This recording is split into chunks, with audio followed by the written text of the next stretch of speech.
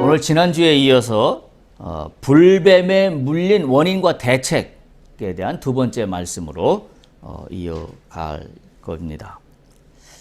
불뱀에 물리게 되는 이 작금의 사태를 바라보며 지금 광야길에서 이스라엘 백성들이 보여주고 있는 이러한 불뱀에 물리는 것 같은 징벌을 받는 패턴이 있다고 그랬어요. 공통적으로 발견되는 패턴이 있습니다. 그건 첫 번째 어떤 거였냐면 그들이 인생길을 걸어가면서, 다시 말하면 광야길을 걸어가면서 여러 가지 일들로 말미암아 마음이 상했어요. 그게 첫 번째 스텝입니다. 자, 마음이 상하면 그 다음 어떤 게 나타나냐면 불평과 원망으로 바로 나타났습니다. 상한 마음이 불평과 원망함으로 표출이 되는 거죠. 그리고 불평과 원망은 어떤 걸로 넘어가냐면 죄로 연결이 됩니다. 하나님이 이것을 죄로 여기셨어요. 범죄로 여겼습니다. 그리고 네 번째 패턴, 이 범죄 때문에 하나님으로부터 징계를 받습니다. 이게 아주 공통되게 보여주는 패턴이에요. 왜? 하나님은 죄를 가장 미워하시기 때문에 죄악 가운데 있는 당신의 백성들을 두고 볼 수가 없어서 징계하시는 겁니다. 참, 그래서 역설적으로 보면 하나님의 사랑이라고 이야기할 수도 있는데 참 우리가 이 부분을 받아들이기가 쉽지 않죠. 쉽지 않습니다. 근데 우리가 받아들여야 되는 부분은 뭐냐면, 마음이 상했으면 그 다음에 나타나는 불평과 원망이라는 패턴을 끊어내는 거에 우리가 관심을 가져야 돼요. 우리가 믿음을 가지고 있다는 것은 바로 이 연결고리처럼 이어지는 이 죄성의 이 어떤 연결고리들을 믿음이라는 이름으로 끊어낼 수 있는 능력이 있음에도 불구하고 우리는 그렇게 하지 않아요. 그러니까 믿는다고 이야기하지만 믿지 않는 사람들과 살아가는 삶의 패턴이 똑같습니다. 믿는 사람이나 믿지 않는 사람이나 마음이 상하면 불평과 원망이 나올 것이고, 불평과 원망이 나오면 죄를 범하게 되고, 그리고 누군가를 미워하게 되고, 그리고 나만 옳다라는 그 어떤 자기만의 의로운 세계로 빠져 들어가고 만다는 사실이죠. 그러면 믿는 우리가 뭐가 다르냐라는 거죠. 오늘 이스라엘 백성들은 그걸 우리에게 보여주고 있어요. 특히 이들은 하나님을 믿는 자들입니다. 왜? 출애굽으로부터 지금 가나안으로 가는 이 여정은 하나님을 따라가는 여정이고 하나님 나라의 백성이 되기 위한 소위 훈련의 과정이라고 우리는 광야를 이해하고 있기 때문에 이것은 그냥 가는 길이 아니라, 이 과정은 과정이 전부가 아니라 이 과정을 거쳐서 결과는 우리는 알잖아요. 이스라엘 백성들의 결과는 뭐예요? 가나안으로 가는 겁니다. 그게 결과예요. 그런데 문제가 뭐예요? 결과를 알고 있음에도 불구하고 과정 가운데 문제가 발생했을 때 그 문제 가운데 빠져버리고 만다는 거죠. 믿음의 사람이 믿지 않는 사람과 다른 점이 있다면 우리는 결과를 압니다. 어떤 결과예요? 하나님이 나와 함께 하신다. 하나님이 내 길을 인도하신다. 하나님이 주시는 가나안으로 나를 인도하신다. 그 결과를 알고 있는 사람들이에요. 그럼에도 불구하고 우리는 걸어가는 인생길의 과정 중에 일어나는 문제에 대해서 그게 마치 결과인 것처럼 거기에 풍덩 빠져버리고 거기서 헤매고 있는 거죠. 거기서 풍덩 빠져서 헤매니까 어떤 일이 발생해요? 마음이 상해요. 그리고 불평과 원망이 나옵니다. 그리고 죄를 짓게 됩니다. 결국 하나님으로부터 벌을 받게 됩니다. 이 악순환의 연결고리가 끊어지지 않고 있는 이스라엘 백성들의 모습을 보면서 이건 이스라엘 백성들의 이야기가 아니라 오늘을 믿는다고 하며 살아가고 있는 나의 이야기다. 우리가 그렇게 인식을 좀 바꿔야 될 필요가 있습니다. 그런데 이 패턴 가운데 나타나는 공통된 출애굽기로부터 지금 계속 나오는 이스라엘 백성들의 상황을 보면 이 죄악이 반복된 때마다 반복되는 이들의 말이 있습니다. 그게 뭐냐면 5절에도 오늘 나와 있어요. 뭐라고 나와 있냐면 어찌하여 우리를 애굽에서 인도에 내었느냐. 뭘 그리워한다고요? 애굽을 그리워해요. 애굽을. 그러면 예수 그리스도께서 나를 구원해 주시는 의미가 뭐가 있나요? 예수님이 죽을 수밖에 없는 나를 구원해 주셔서 새 생명을 허락해 주셨는데 나는 그럼에도 불구하고 어려운 문제를 만날 때마다 불평과 원망을 쏟아내며 예수가 아닌 것을 그리워합니다. 예수님이 왜 십자가에 돌아가셨는지에 대한 아주 그 근본적인 문제부터 우리는 부정하기에 이르게 되는 겁니다. 그러면서 나는 겉으로는 경건한 크리스찬입니다. 왜? 성경을 읽거든요. 성경책이 늘 내 곁에 있거든요. 그리고 주일마다 예배를 드리거든요. 오늘 이 나의 모습은 오늘 이스라엘 모습이라고 생각하면 되지 않을까 싶어요. 왜냐하면 이스라엘 백성들도 어땠어요? 성막이 그들의 진의 중심에 있었어요. 언약궤가 그들의 진의 중심에 있었어요. 그리고 늘 행진할 때마다 언약궤가 앞장서며 그들은 그 뒤를 따라갔습니다. 그 얘기는 뭐예요? 상징적으로 주님의 뜻을 따라가겠다라고 하는 상징적인 표현입니다. 그런데 지금 이와 같은 일들이 끊이지 않아요. 이거 어떻게 해석해야 되나요? 참 해석하기가 쉽지 않습니다. 주님을 따라가고 있고 신앙의 길을 걸어가고 있다라고 하고 있는데 문제가 생길 때마다 이스라엘 백성들은 여지없이 이 패턴 속으로 빠져듭니다. 마음이 상해요. 불평과 원망이 일어나요. 그래서 죄를 짓게 돼요. 왜 이 패턴이 끊이지 않느냐는 거죠. 우리가 심각하게 생각해봐야 될 부분입니다. 그래서 우리가 읽었던 21장 4절에서 6절에 나오고 있는 이들이 지은 죄는 크게 세 가지입니다. 이거 지난주에 말씀드린 거예요. 첫 번째는 이스라엘 백성들이 여호와를 거부합니다. 이게 여호와를 거부하는 거예요. 마음이 상해서 불평과 원망이 생겨서 죄를 짓는 게 여호와를 거부하는 겁니다. 말씀드렸죠? 이스라엘 백성들은 결론을 알고 가는 사람들이에요. 가나안으로 가는 목적지를 알고 가는 사람들이에요. 결과를 알고 있는데도 불구하고 똑같은 죄악의 패턴 가운데서 벗어나지 못하고 있다는 거에 우리는 영적으로 깨어야 합니다. 특별히 이스라엘 백성들은 믿음의 길을 걸어가면서도 불구하고 이들이 늘 불평이 나오는 우선 가치는 뭐냐면 의식주의 문제였어요. 가나안으로 가는 하나님 나라를 바라보며 기쁨으로 걸어가지 못하고 오늘 나에게 부딪혀 있는 의식주의 문제가 가장 중요하고 가장 컸어요. 지금 광야에서 이스라엘 백성들은 그것을 우리에게 보여주고 있습니다. 그래서 늘 불평이 그거예요. 왜 먹을 것이 이거밖에 안 되냐. 그러니까 애굽을 그리워해요. 그때는 그랬었는데 지금은 먹을 게 없지 않냐. 똑같은 일이 반복되고 있다는 사실입니다. 그런데 우리가 아는 바와 같이 성경에서 얘기하는 건 뭐예요? 성경에서 얘기하는 것은 늘 먹고 마시는 거에 하나님 나라가 있지 않습니다. 그런데 이스라엘 백성들은 의식주의 하나님 나라가 전부입니다. 우리가 알고 있는 산상보훈구에 나오는 마태복음 6장에 그런 이야기 있잖아요. 우리가 너무 잘 알잖아요. 너희는 먼저 그의 나라와 그의 의를 구하라. 이게 무슨 말인가요? 세상에서 살아가는 거 다 때려치우고 다 목사가 되고 다 전도사가 되고 다 선교가 나가서 선교사가 되어서 성경책만 바라보고 사는 게 그의 나라를 구하는 건가요? 굉장히 믿음의 사람들이 착각하고 있어요. 그러면서 뭐라고 말씀이 이어지나요? 그러면 이 모든 것을 너희에게 더하시겠다. 그러니까 성경은 뭘 분명히 이야기하고 있냐면 의식주가 우선이 아니라는 거예요. 하나님 나라를 구하는 게 우선입니다.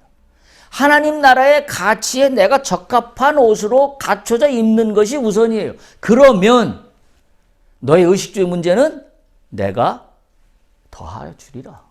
이게 성경이 우리에게 얘기하고 있는 일관된 진리예요. 근데 이스라엘 백성들은 늘 의식주 문제에 빠져 있습니다. 그들이 가나안 땅으로 들어가는 목적은 하나님 나라의 백성이 되어서 하나님 나라를 이루는 게 목적이에요. 그래서 결론은 나와 있어요. 근데 그 목적이 있음에도 불구하고 목적을 상실합니다. 방향성을 상실해요. 뭐 때문에? 우선 가치가 먹고 마시는 거에 있기 때문에. 내가 오늘도 풍요롭고 평안하게 사는 거가 항상 우선 가치이기 때문에. 하나님 나라는 그냥 옆에 차고 다니는 하나의 그냥 부속물에 불과합니다. 항상 우선 가치는 뭐예요? 내가 편안히 잘 사는 거. 내가 먹고 싶은 거 다 먹고 사는 거. 내가 남들보다 조금 나은 백 들고 다니는 거. 내가 남들보다 조금 더 좋은 옷 입고 다니는 거. 우리는 항상 거기에 우선 가치를 두고 있다는 사실을 우리가 반드시 깨닫지 않을 수가 없습니다. 두 번째, 이들이 범하는 죄는 여호와의 종 모세를 거부했다 그랬어요. 지난주에 말씀드렸습니다. 여호와의 종 모세를 거부합니다. 모세는 이들의 지도자였어요. 5절에 보면 그렇게 나오죠. 백성이 하나님과 모세를 향하여 원망하였다. 문제만 만나면 이스라엘 백성들은 모세를 원망했던 걸 우리가 잘 알고 있습니다. 다시 말하면 뭐라고 그랬어요? 문제만 만나면 원인이 남 탓입니다. 다른 사람에게 있어요. 지도자가 잘못되어서, 또는 부모가 잘못되어서, 또는 자식이 잘못되어서, 또는 이웃이 잘못되어서, 또는 사회가 잘못되어서, 대통령이 잘못되어서, 국가가 잘못되어서, 세상이 다 잘못되어서 무엇인가 잘못된 원인을 내가 아닌 다른 곳에서 찾으려고 한다면 그건 벌써 기독교의 정신으로부터 벗어나는 거예요. 이스라엘 백성들이 지금 그걸 보여주고 있습니다. 하나님은 성경에서 우리에게 얘기하는 건 늘 누구를 향하여 얘기하고 있냐면 나를 향하여 얘기하고 있어요. 그래서 지난주에 그런 말씀을 인용했습니다. 다른 사람의 티는 크게 보면서 내 속에 있는 태산 같은 그 어마어마한 것들은 들보는 보지 못하는. 그러니까 항상 원인을 다른 데서 찾습니다. 다른 데서 원인을 찾는다는 건 무슨 이야기예요? 나는 잘못이 없다는 이야기예요. 나는 잘못이 없는데 어떤 문제가 생겼으니까 당연히 어떻게 되겠어요? 불평과 원망이 나오는 게 당연한 수순이에요. 그러니까 내가 불평과 원망이 나오는 원인을 가만히 들여다보면 이 원인이 오는 걸 내 안에서 찾는 게 아니라, 나로부터 원인이 있다고 발견하는 게 아니라 무엇인가 다른 것이 잘못되었다고 여기고 나는 잘못이 없다고 여기기 때문에 불평과 원망이 나오는 거에 거의 틀림이 없습니다. 거의 틀림이 없어요. 그러니까 어떻게 돼요? 문제를 만날 때마다 이스라엘 백성들과 같은 쳇바퀴의 패턴을 맨날 반복하는 거예요. 마음이 상해요. 불평과 원망이 커져요. 죄를 짓게 돼요. 악순환의 쳇바퀴입니다. 하나님의 백성이 된다고 살아가고 있지만에도 불구하고 내 삶은 악순환의 쳇바퀴에서 벗어나지 못하고 있습니다. 이스라엘 백성들이 오늘 그걸 우리에게 일러주고 있다라는 사실입니다. 세 번째, 더 큰 문제가 있죠. 21장 5절에 보면 이들은 하나님이 날마다 내려주시는 만나를 경멸했다 그랬어요. 그 21장 5절에 보면 이곳에는 먹을 것도 없고 물도 없도다. 우리 마음이 이 하찮은 음식을 싫어하노라. 하나님이 주시는 날마다 공급해 주시는 만나의 은혜를 하찮은 것으로 여깁니다. 우리로 얘기할까요? 날마다 내가 인지하든 인지하지 못하든 부어주시는 하나님의 은혜를 당연한 걸로 여깁니다. 하나님의 은혜를 당연한 걸로 여기니 뭔가 대박으로 큰 게 나한테 떨어지지 않으면 은혜가 없다고 여기. 우리가 뒤에도 나옵니다마는 불뱀에 오늘 물립니다. 불뱀이 지금 광야길을 걸어가는데 여기에만 있었을까요? 사막길을 걸어가는데 불뱀이 오늘 여기에만 있었냐고요. 사막길을 밟는 순간부터 불뱀은 있었을 겁니다. 왜? 걔들은 거기에 사는 놈들이니까. 근데 왜 그동안 불뱀에 안 물렸을까요? 그게 은혜예요.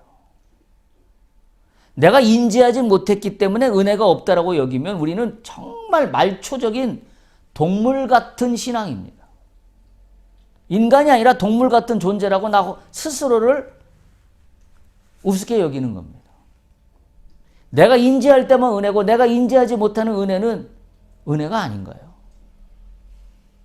그러면 거기서 얘기하는 은혜는 대박 같은 은혜만 나는 은혜이고 소소하게 이른 비로 또는 가랑비로 쏟아지는 은혜는 시시한 거죠. 오늘 이스라엘 백성은 거죠. 하찮게 여겼더라. 에헤이, 뭐 이 정도 주실 거면 뭐 대박을 터뜨려 주셔야지.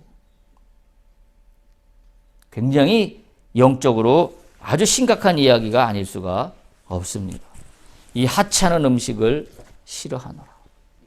당연하게 여기다 못하니까 이제는 하찮은 것이 되는 거예요. 그래서 제가 늘 누차 말씀드리지만 감사하지 못하는 신앙은 굉장히 위험한 겁니다. 성경에 그랬잖아요. 항상 감사하라. 항상 기뻐하라. 항상 감사하라. 감사할 조건이 돼서 감사하는 거 아니잖아요. 내가 감사할 조건을 인지했기 때문에 감사하는 게 아니잖아요. 내가 감사할 상황이 되는데도 내가 인지하지 못하는 경우도 있어요. 그럼에도 불구하고 감사하는 겁니다. 그게 영적인 비밀이에요.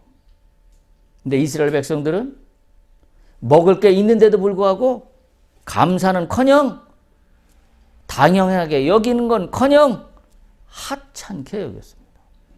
아이고 이거 맨날 먹는 이거 좀 색다른 것 좀 주시지 하나님. 맨날 요거. 지금 이스라엘 백성들이 그거 아니에요.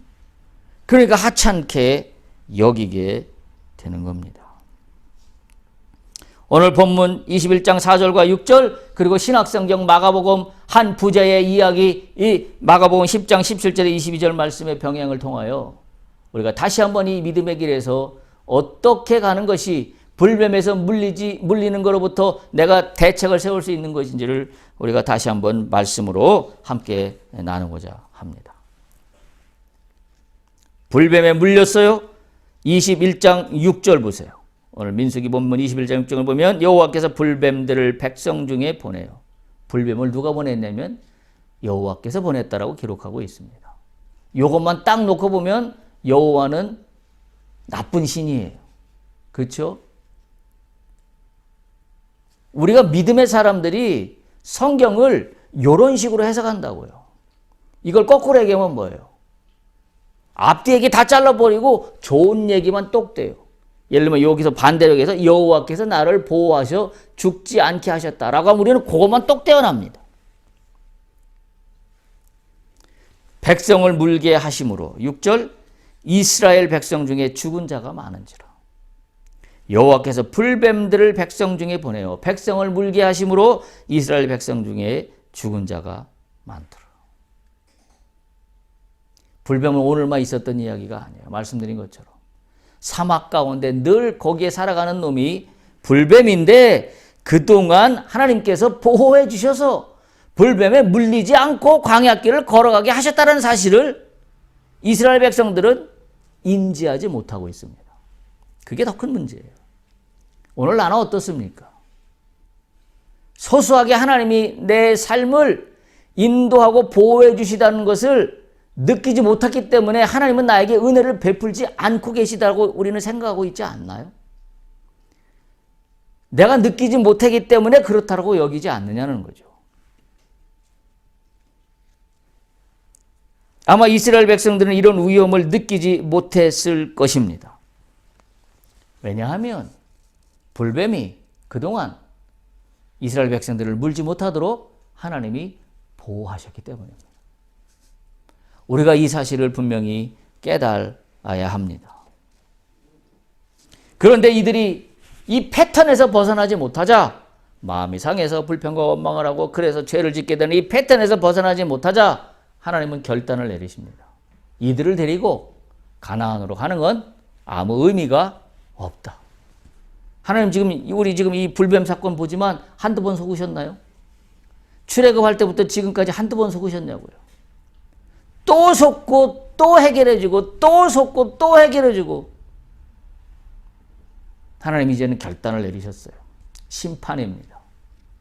더 이상 이들을 데리고 하나님 나라의 건설은 불가능하다라고 판단하신 것 같습니다. 제가 볼 때는. 그러니까 불뱀이 물게 하셔서 이들을 죽게 하지요. 죽게 합니다. 하나님은 공의의 하나님이시기 때문에 범죄하는 백성을 그냥 방치해 둘 수 없는 문제입니다. 바로 죄를 징계하는 것은 하나님의 의를 이루기 위한 그런 하나님의 결단, 왜냐하면 이걸 통하여 이스라엘 백성들의 회개와 각성을 요구하고 있기 때문입니다. 우리가 우리의 인생길에서 불뱀을 물리는 것 같은 상황이 발생하면 우리는 뭐부터 해야 돼요? 회개해야 합니다. 불평과 원망이 나올 일이 아닙니다. 우리는 바로 돌아서서 아버지 집으로 돌아가야 됩니다. 마치 탕자의 비유에서 둘째 아들이 그랬던 것처럼 아버지 집으로 내가 무슨 낯으로 돌아갈까? 아니에요. 돌아가는 게 아버지 집입니다. 그게 믿음이고 그게 믿는 자예요. 내가 이러이러한 죄악을 저질렀는데 무슨 낯짝으로 하나님 앞으로 돌아갈까? 아니에요. 돌아가면 됩니다. 하나님은 왜? 그걸 기다리고 계시기 때문이에요. 하나님은 왜 불뱀에 물리게 하실까요? 돌아오게 하시려고 불뱀에 물리게 하십니다. 우리가 그 사실을 참으로 잘 깨달을 수 있어야 한다는 그런 말씀을 드리고자 하는 겁니다. 인간이 범죄한다는 것은 사탄의 죽음의 독을 마시는 것과 똑같습니다. 그게 광야길에서 보여주고 있는 이야기예요. 그래서 사람이 범죄하게 되면 양심의 기능이 마비되어서 마치 불뱀에게 물려서 독이 온몸에 퍼져서 온몸이 마비되어서 죽는 것처럼 사람이 자꾸 이 패턴을 반복하게 되면 이 독성에 이제는 내연성이 생겨서 이제 웬만한 것 갖고는 끄떡도 안 합니다. 그리고 자신이 하나님과 다른 방향으로 가고 있는 줄도 모르고 끊임없이 마차를 향하여 마차를 몰고 죄악길로 달려가고 있다는 사실이지요. 큰 죄건 작은 죄이건 죄의 독성은 똑같습니다. 그럼 착각하면 안 됩니다. 내가 이 정도 감사하지 못한 거, 내가 이 정도 불평한 거 괜찮겠지? 아닙니다. 독성은 작든 크든 똑같이 내 몸에 퍼지면 나를 죽게 만듭니다. 하나님은 그 모든 것들로부터 우리를 보호하시기 원하신다는 사실을 기억한다면 내가 조그만 독성에 내가 감염됐다라고 여겨지면 바로 하나님 앞으로 돌이켜야 합니다. 머뭇거리거나 쭈삣거리면 안 됩니다. 그게 우리가 살 길 유일한 길이라는 사실입니다. 오늘 저는 이 본문의 말씀을 보면서 마가복음 말씀을 생각하게 되었습니다. 마가복음 우리가 읽었던 10장 17절에서 22절을 한번 펴보시기 바랍니다. 마가복음 10장 17절에서 22절. 제가 이 말씀을 떠올린 이유는 그런 이유입니다. 이스라엘 백성들은 말씀드린 대로 가나안을 향하여 가고 있는 사람들인데 가나안을 향하여 가고 있다는 것은 단지 길을 거쳐서 장소의 이동을 이야기하는 게 아닙니다. 뭘 이야기할까요? 주님을 따라가는 사람을 이야기합니다. 광야를 따라가서 가나안으로 간다는 것은 장소의 이동이 아니에요. 목적지가 아닙니다. 주님을 따라가는 길의 이야기를 하고 있는 것이기 때문에 저는 마가복음 10장 이 말씀이 떠올랐습니다. 믿음의 사람은 주님을 따라가는 사람들입니다. 한마디로 정의를 하자면. 그러면 따른다는 것의 의미가 뭐냐 이거죠. 주님을 따라간다는 게 뭔가? 문제를 해결하는 게 주님을 따라가는 건가? 우리는 심각하게 생각해 봐야 돼요. 우리는 주님을 따라가는 길을 뭘로 이해하냐면 문제를 만날 때마다 문제를 해결하는 게 주님을 따라가는 길이라고 생각해요. 그래서 이 문제 해결하고 또 가고 이 문제 해결하고 또 가고 참으로 말초적인 신앙이라고밖에 표현할 길이 없습니다. 민수기의 이스라엘 백성들이 가나안으로 가는 길은 주님을 따라가는 과정 가운데 있는 길이기 때문에 그런 면에서의 광야입니다. 그냥 척박한 땅의 광야가 아니라 주님을 따라가는 과정 가운데 있는 길의 이야기를 하고 있는 게 광야라는 사실이죠. 자, 마가복음 10장 17절에서 22절 우리가 읽어본 대로 내용이 어떤 내용이에요? 한 부자가 있었어요. 그죠? 17절에 그렇게 기록하고 있잖아요. 예수께서 길에 나가시는데 한 사람이 달려와서 꿇어서 물어봅니다. 이 사람이 질문하는 게 뭐냐면 선생이요, 선한 선생이요, 내가 무엇을 하여야 영생을 얻으리이까?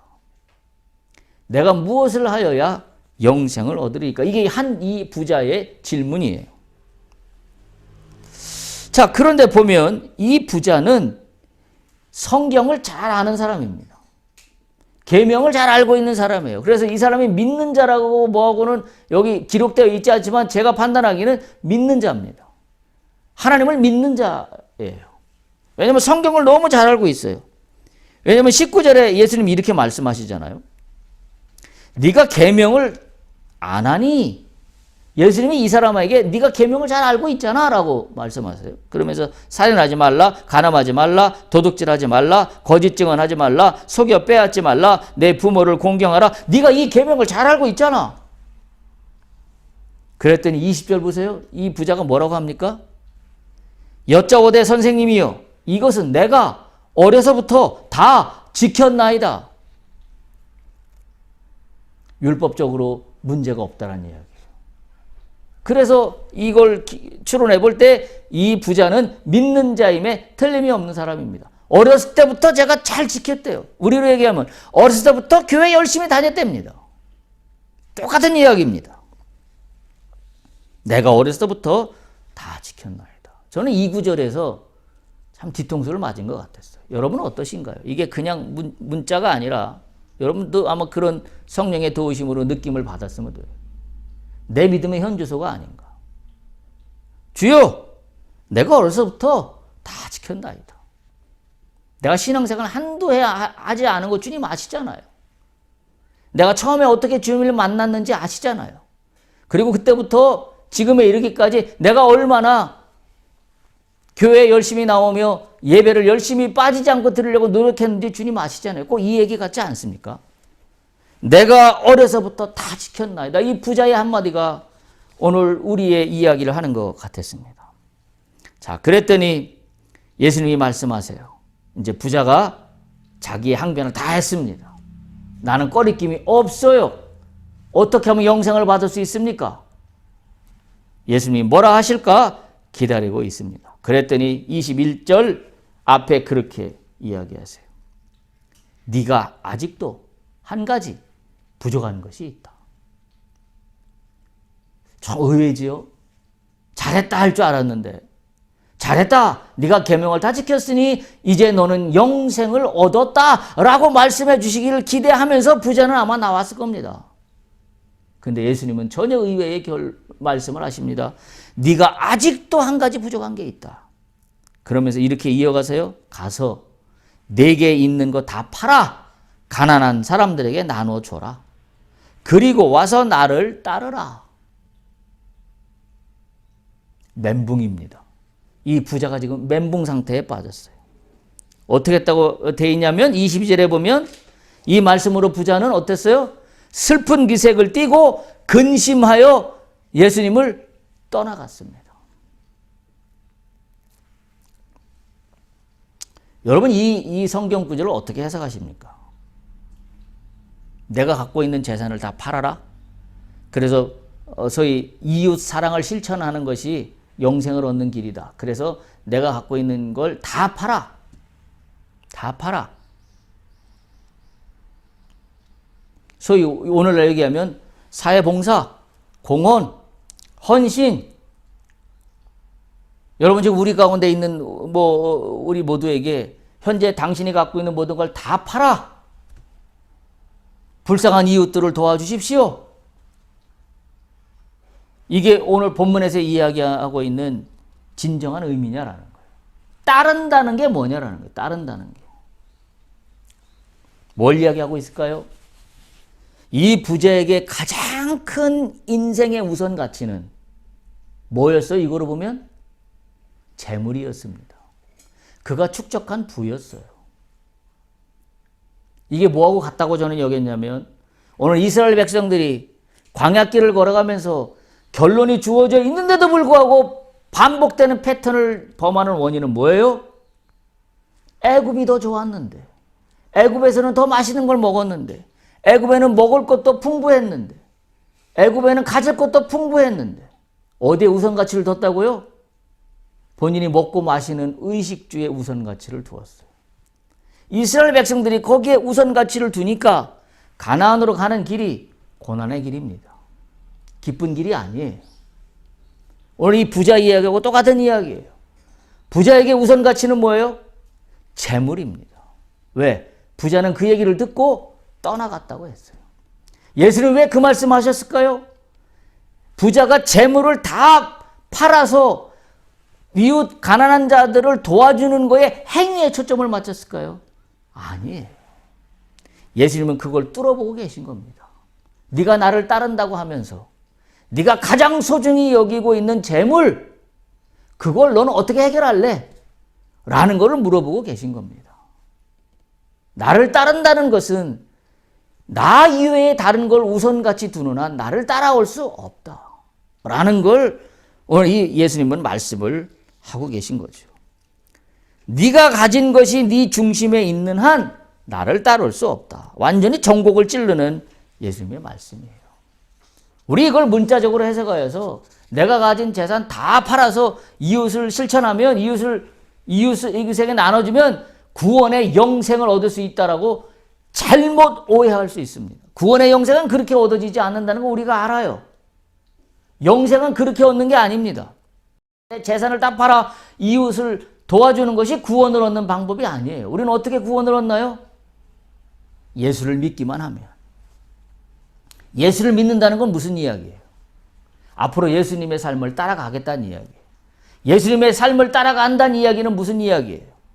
내가 앞으로 인생을 살아가는 동안에 최고의 우선 가치를 주님 한 분으로만 두겠습니다라는 게 주님을 따라간다는 이야기. 오늘 주님은 이 한 부자에게 이 이야기를 하고 있는 겁니다. 그러니까 이런 거죠. 한마디로 주를 따라간다는 것은 지금부터 나의 인생의 주인이 주님 한 분뿐이라는 것을 인정하고 결단하고 실천하는 걸 이야기합니다. 근데 이스라엘 백성들은 어땠어요? 주님은 문제가 만날 때 이 문제를 해결해 주는 해결사, 마술사에 불과합니다. 이들이 지금 주님을 따라가는 길이 아니라 이들은 뭐예요? 먹고 마시는 풍성함에 문제를 해결하기 위해서 지금 주님을 따라가고 있다고 이야기하고 있는 거나 똑같은 상황입니다. 그게 민수기에서 이스라엘 백성들이 보여주고 있는 모습이라는 거죠. 그래서 오늘 우리에게 물어봐야 됩니다. 내가 가장 소중히 여기는 우선 가치는 진짜 주님 맞나? 아니면 내가 인생을 살아가면서 문제를 만날 때마다 문제를 해결하기 위한 해결사로서의 주님인가? 우리가 분명하게 결단을 내려야 합니다. 그러니까 우리는 이 문제가 해결되지 않는 거예요. 이게 내 속에서 영적으로 정리가 안 되니까 이스라엘 백성들처럼 반복되는 죄악의 패턴이 내 속에서 끊이질 않는 거예요. 문제를 만나면 어떻게 돼요? 마음이 상해요. 마음이 상하면 불평과 원망이 나옵니다. 내가 왜 이 길을 걸어가는지를 깨닫지 못하니까. 주님을 따라가는 거에 대한 우선 가치가 뭔지를 모르니까. 오직 먹고 마시는 거에만 있으니까. 문제를 만나면 마음이 상하고 그래서 불평과 원망이 나와서 죄를 짓게 되는 이 악순환의 쳇바퀴를 우리는 해결하지 못하고 있는 겁니다. 그래서 제가 제시하는 해결책은 뭐냐? 주님을 따른다는 거에 대한 우선 가치를 내가 다시 한번 세우지 않는 한 이 대책은 없습니다. 불가능합니다. 왜? 나는 주님을 해결사의 요술 램프로 여기고 있기 때문에 그렇습니다. 우리가 이 사실을 분명히 기억해야 합니다. 예수를 따른다는 것은 바로 이 점에서 갈등이고 충돌이 생겨요. 우리가 신앙생활을 하면서.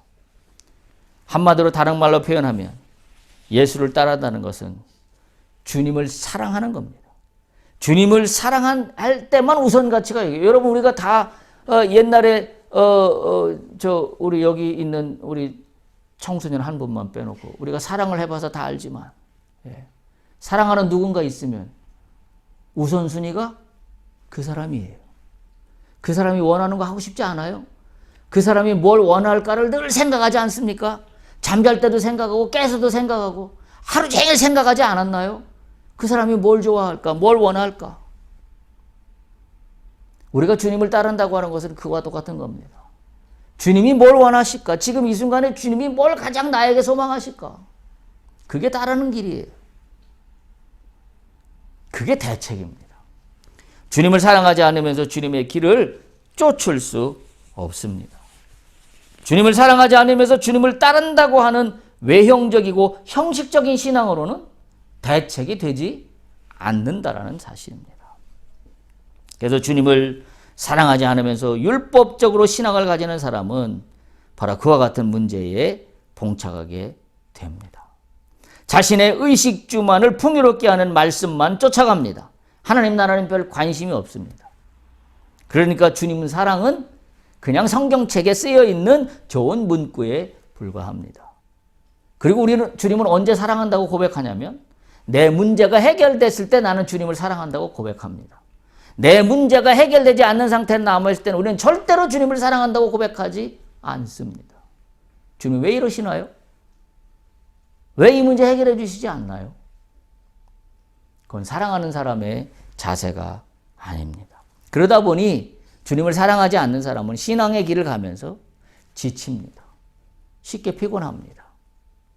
왜? 문제가 늘 인생길에서 나타나게 되어 있으니까요. 결국 이 문제가 신앙의 증폭과 갈등만 더 커지게 될 뿐이라는 사실입니다.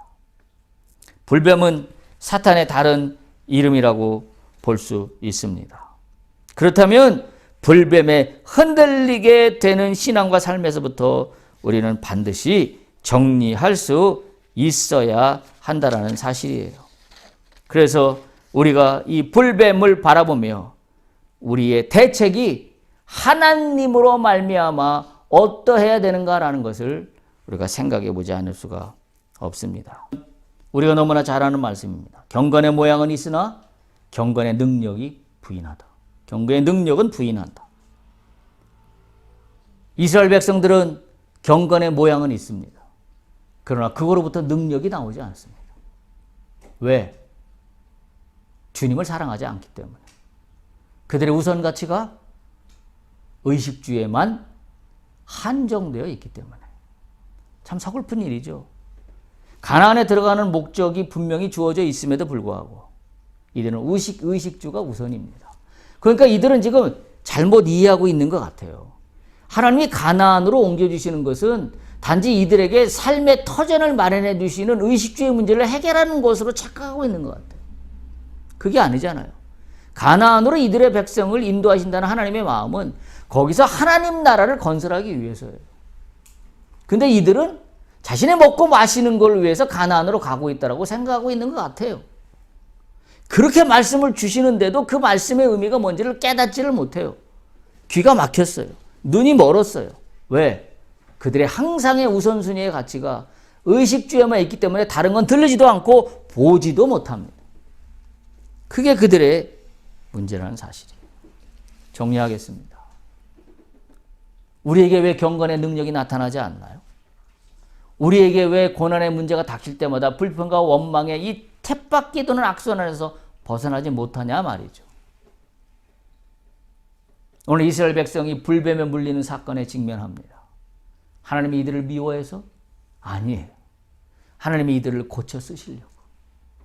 하나님이 이들을 고쳐서 당신의 나라를 건설하기 위한 초석의 일꾼들을 만들기 위해서 하나님은 불뱀을 보내십니다. 우리는 이 사실을 깨달을 수 있어야 돼요. 그렇다고 한다면 내가 불뱀에 물리는 것과 같은 오늘의 고난의 현장에서 나는 무엇을 해야 될까? 오히려 주님을 사랑하는, 주님을 찬양하는 입술로 바꿀 수 있어야 합니다. 불평과 원망의 쳇바퀴에서 벗어나기를 축복합니다. 문제는 있게 돼 있어요. 그러나 그 문제 속에 함몰되지 않아야 합니다. 마음 상한 일이 있을 수밖에 없어요. 그러나 마음이 상하기 때문에 불평과 원망하지 마십시오. 우리가 2022년을 마무리하는 시간에 있습니다. 그동안에 이랬던 저랬던 어떤 이유에 떴건 어떤 상황에서건 내 속에 불평과 원망이 있었습니다. 누구를 미워하는 마음이 있었습니다. 누구를 싫어하는 마음도 있었습니다. 누구에 대해서 섭섭한 것들도 있었습니다. 그것이 결국 어떻게 되든가요? 내 마음이 평안해진가요? 내 마음이 그렇게 막 쏟아놓으면 내 마음이 평안해졌냐고 물어보면 세상에 어느 누구도 내 마음이 편타고 얘기할 사람은 아무도 없을 겁니다. 왜? 우리 속에는 하나님이 부어주신 하나님의 형상이 있기 때문이에요. 그래서 우리가 2022년을 가기 전에 누구를 미워하거나 누구가 그토록 싫었거나 누구에게 하지 못할 말을 했거나 또는 누구에게 어떠한 베풀지 못하는 그 어떤 상황들이 있었다 그러면 내가 먼저 손 내밀 수 있기를 축복합니다. 그래서 그걸 내가 먼저 할 때 이 불평과 원망의 악순환의 쇠사슬이 끊어져요. 이걸 끊어내야 됩니다. 이게 끊어져야 우리에게 희망이 있어요. 그걸 그냥 시간이 가면 대충 해결되겠지 하지 말고 믿음의 결단으로 끊어내는 결단들이 있기를 간절히 축복합니다. 그래서 불법에 물려갔으되 하나님이 고치셔서 가나안 땅으로 인도하신다는 이 믿음의 결실을 믿고 오늘을 주님을 사랑하며 나아가는 우리 모두가 되기를 간절히 축복합니다.